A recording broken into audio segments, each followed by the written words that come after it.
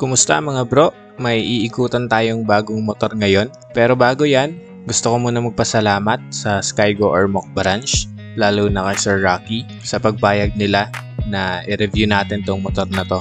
Sa mga gustong makita tong motor na to sa personal, pwede kayong pumunta dito sa Sitio Haobon, Purok Gis, Barangay Tambolilid, Ormoc City, Leyte.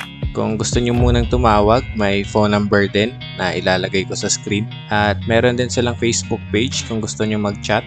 Search nyo lang, Skygo Ormoc. So yun, ang nasa harap natin ngayon ay ang bagong scooter ni Skygo. Ito ang Skygo Lance 150. Kasabay nitong lumabas si Skygo Bolt 150. Pero wala pang stock dito, kaya tsaka na lang natin yun i-review. Available to sa dalawang kulay, isang matte black at itong nasa harap natin ngayon na glossy white. Okay, so ito yung harap ni Skygo Lance 150. Kung makikita nyo, napaka-sporty niya. Tapos lahat ng ilaw na makikita mo dyan ay LED. Ito yung headlight niya na nakahiwalay. At nagustuhan ko pa dito, meron siyang parang built-in na winglet dito sa baba ng headlight. So, hindi mo na kailangang mag-add ng garnish or kahit anong accessories para magkaroon siya ng parang winglet. Ito naman yung DRL niya, magkabilaan, tapos connected yan hanggang sa taas. Andito rin sa taas yung signal lights niya, katabi ng DRL. Ito yung sinasabi kong parang winglet niya mga bro. Nagiging sporty siya lalo tignan. Tapos dito sa gitna meron siyang cover na naka-glossy black and para siyang visor tignan. Meron siyang konting naka-usli dito sa taas. Ito naman yung front fender niya. Mas trip ko tong ganito na nakakabit siya sa fork kasi hindi siya mahirap kapag maglalagay ka ng MDL. Kapag yun kasing nakalagay sa T-post gaya ng sa click natin, kailangan pa nating i-adjust yung front fender natin para hindi tumama yung MDL. Kaya mas gusto ko tong ganitong design. Ito naman mga bro, yung busina niya. Dito sa side na to ng gulong, plain lang siya. Wala siyang mga cable or ano. Nagustuhan ko tong piton niya kasi naka-curve na. So hindi siya mahirap kapag maghahangin ka. Ang brand ng gulong niya ay Yuanxing. Ang tire size naman ay 100 by 80 by 14. So tubeless na to mga bro, pati yung likod. Dito naman sa kabilang side, andito yung disc brake niya. Tapos naka dual pot piston caliper na si Lance 150. So maganda na yung braking niya. And then ito yung sensor ng speedometer niya. Nagustuhan ko rin tong part na to kasi merong protection yung inner tube niya. So mas less yung chances na matamaan to at mapunit yung oil seal ni Lance 150. Sa front part ng handlebar niya, wala naman masyadong meron dito. Meron lang logo ng Skygo. Itong dumi na to, scotch tape to. Yung pandikit ng scotch tape na naiwan. Tapos, dalawa yung reservoir niya para sa brake fluid. Kasi si Lance 150 ay naka-disc brake na harap at likod. Mamaya papakita ko sa inyo yung disc brake niya sa likod. Sa gilid naman tayo, dito pa rin sa front part. Meron siyang nakalagay na Skygo. Sticker lang to mga bro. Tapos glossy silver yung kulay niya. Tapos meron siyang design dito na naiiba. Ang kulay nito is bronze. Yung matte black na option ni Lance 150 meron din ganito. So para sa akin maganda siya na meron siyang ibang hint na kulay. So para sa akin dagdag forma to. Nagiging elegante siya tignan lalo. Ito naman yung gulay board or yung footboard ni Lance 150. So hindi siya kalakihan ano. At nandito sa gitna nakalagay yung battery niya. Pero malaki naman yung space niya dito sa paahan talaga. Dito lang talaga sa gitna. So para sa akin masikip siya. Lalo na kung ginagamit nyo rin to pang grocery or pamalengke ganun. Pero okay lang din naman. Marami namang ibang option para mapalaki yung storage ng motor nyo. Sali ko na rin tong part na to kasi talagang nagandahan ako dito. So meron siyang parang air vent sa part na to. Pero wala yung butas. For aesthetic purposes lang talaga. And then ito yung footrest para sa angkas niya. Malambot naman. Hindi mahirap itaas baba. And matibay siya mga bro. Kaya okay na okay to. Move naman tayo dito sa side view ng body niya. Na-maintain pa rin niya yung sporty look hanggang dito sa likod and wala siya masyadong decals. Ang meron lang is yung Lance 150 na sticker. Dito muna tayo saglit bago tayo mag-proceed sa likod. So ito yung side stand ni Skygo Lance 150. Meron na tong kill switch unlike sa mga naunang scooters ni Skygo na wala pa. And then, ito yung center stand niya at yung footrest para sa angkas. Liquid cooled na si Skygo Lance 150 at ito yung radiator niya. Tapos, ito naman yung dipstick para sa engine oil. Diyan ka rin magsasali ng oil mo kapag nag-change oil ka. Sobrang ganda at sporty din tignan ng heat guard ni Lance 150. Parang part lang din siya ng tambucho mismo. So hindi mo siya mahahalatang heat guard. At ito naman yung muffler tip niya. Matte silver yung tip niya mga bro. Ito yung sinasabi kong disc brake niya dito sa likod. Pero unlike sa harap, dito sa likod is naka single pot piston caliper lang siya.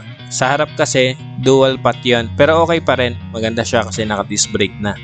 Extended din yung mudguard niya dito sa likod kaya okay din. Sa gulong naman, ang brand nitong nasa likod ay Wansheng. At ang tire size naman niya ay 120 by 70 R14. Tubeless pa rin to mga bro katulad ng nasa harap. Sa suspension niya dito sa likod, naka monoshock si Skygo Lance 150 at hindi to adjustable mga bro. Ito naman yung airbox niya na napaka-sporty din tignan. So meron siyang malaking butas dito, hindi siya design lang. So meron talaga siyang butas siguro para sa mas magandang airflow. Andito naman sa baba yung CVT niya. Merong naka-engrave na Skygo sa crankcase cover. Dito na tayo sa taillight ni Skygo Lance 150. Isa to sa mga nagustuhan ko mga bro kasi napakaganda niya tignan. LED na yung brake light niya at para sa akin napakaganda niya tignan lalo na sa gabi. LED na rin yung signal lights niya. Meron na rin siyang plate number light na LED rin. At meron siyang reflector dito sa baba. Sa rear fender naman niya, hindi siya ganun kalapad. So expect natin medyo matalsik to kapag naulan or kapag napadaan ka sa basang kalsada. Sa grab bar naman niya, maganda rin kasi hindi siya pointed. Kaya mas less yung chance na tumama yung hita ng angkas nyo kapag aangkas na sila or kapag sasakay na sila. Solid na solid din siya at naka-matte black yung kulay. Sa upuan naman, gusto ko siya kasi hindi siya super plain lang. So meron siyang stitching dito sa gilid. Tapos ako personally, ito yung gusto kong material ng seat cover. Kasi hindi ito madulas para sa angkas tsaka sa driver, lalo na kung magbe-brake ka. At di rin naman nila tinipid yung foam nito kasi makapal siya, kaya masarap siya upuan and mas okay ito kapag maglo-long drive ka. Kapag binuksan naman natin tong upuan, ito yung tangke ni Skygo Lance 150. Ang tank capacity nito ay 7 liters at meron tong estimated na fuel consumption na 42 kilometers per liter. Sa underseat storage naman, hindi ko nakuha yung capacity niya pero para sa akin hindi siya ganun kalaki. So kung mahilig kayong bumiyahe na maraming dala, mas okay kung maglagay kayo ng top box dito. Hindi rin kasya yung helmet dito kahit yung half face pero meron naman siyang dalawang helmet hook para hindi nyo laging bitbit yung helmet nyo. At andito na rin sa loob yung lalagyanan niya ng coolant. Wala ka rin masyadong malalagay dito sa ilalim ng upuan maliban sa lalagyanan mo ng tools or mga papel mo. So kailangan mo lang siyang iipit dito sa rubber na nakalagay dito sa gitna.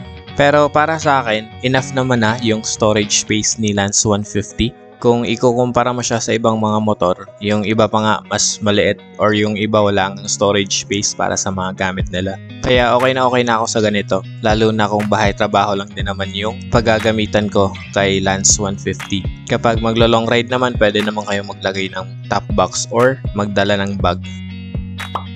Sa side pockets naman tayo, so magsimula tayo dito sa right side. So hindi siya yung typical na side pocket na makikita mo kasi madalas sa side na to mababaw lang pero ito malalim siya so mas marami kang malalagay dito. Tapos meron siyang hook dito sa gitna na pwede mong sabitan kapag may dala ka. At dito naman sa kabila, sa kaliwa, meron ng cover yung side pocket niya. Pipindutin mo lang dito para mabuksan. And mas malalim to kung ikukumpara mo sa kanan. Pwede mong ilagay yung mga inumin mo dito or yung cellphone mo. At isa pang plus para kay Lance 150, meron na tong charging port na USB type. So hindi mo na kailangan bumili ng adapter para makapag-charge dito. Diretso ka na. Kapag isasara mo na ulit, i-close mo lang. Tapos pindutin mo lang ulit ng part na to para mag-lock siya. Keyless na si Skygo Lance 150 at ito yung itsura ng ignition niya. Ito naman yung key fob niya or yung remote. Itong button na to para to sa manual key niya in kasong maubusan kayo ng battery. Ito naman yung harap. Itong nasa taas, ito yung lock button. Kapag ito yung pinindot mo, hindi mag-ooperate si Skygo Lance kahit malapit yung key fob. Yung nasa gitna naman, ito yung answer back niya. Kapag nag-park ka sa isang lugar na maraming motor at nakalimutan mo kung saang parte mo nilagay yung motor mo, pipindutin mo lang to at tutunog na si Skygo Lance 150. Ang nasa pinakababa naman, yung unlock. So kapag malapit ka na kay Lance 150 at gusto mo na siyang gamitin, pipindutin mo lang to para ma-operate siya ulit kapag galing ka sa lock. So wala tong alarm, sinubukan ko na to. So kahit pindutin mo yung nasa gitna, tapos alog-alogin mo siya, hindi siya mag-a-alarm. Or kahit yung lock button yung pindutin mo tapos alog-alogin mo siya, hindi siya mag-a-alarm. Para ma-operate mo si Skygo Lance 150, kailangan nyo muna tong pindutin. Kapag nag-blink na yan ng blue, yan yung time na pwede mong iikot-ikot na yung ignition niya. Kapag namatay yan, meaning naka-off ulit, kailangan mo siyang pindutin ulit para ma-operate mo siya. Dito mo itatapat yung arrow na white kapag magbubukas ka ng upuan. So pipindutin mo lang yung button na may nakalagay na seat at bubukas na yan. Kapag gusto mo namang paandarin na yung motor, isasagad mo lang siya hanggang dito sa dulo. Ito yung handlebar niya. Ito yung hand grip. Tapos meron siyang bar end. At ito yung brake lever niya para sa likod. Yung signal light switch niya nasa baba. Nasa gitna yung busina at nasa taas yung low and high. Meron na rin siyang built-in na passing light mga bro. Ito yung slot ng side mirror niya and yung brake fluid reservoir niya para sa brake sa likod. Ito pala yung DRLs niya mga bro. Ito naman yung headlight kapag naka-low at ito yung high niya. Kapag naka-low naman, ito yung passing light niya. Kapag naka-high, wala siyang passing. Kapag nakapatay naman yung headlight mo, ito yung passing light niya. Umiilaw yung low tsaka high mo. Sa taas niya, ito yung LED signal lights.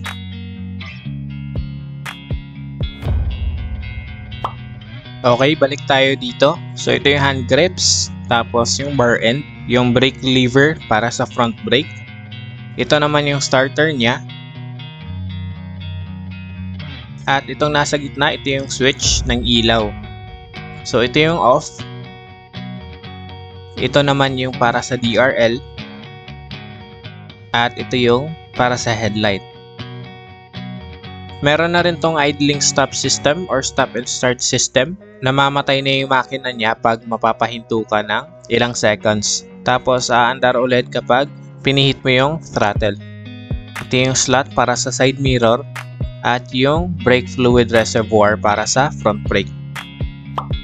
Dito sa gitna, ito yung panel gauge niya na full digital at yung nakikita yung parang bubbles dyan sa screen niya. Plastic lang po yan, so natatanggal yan. Meron ulit siyang accent dito ng bronze at itong dalawang mukhang buttons dito, mukhang buttons lang talaga yan kasi hindi po yan gumagana. So design lang po yan.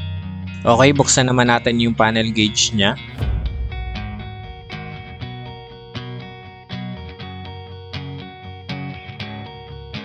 Ang meron dito ay yung oras. Tapos yung total odo niya. Ito naman yung fuel gauge. Sa kabila, meron siyang temperature gauge.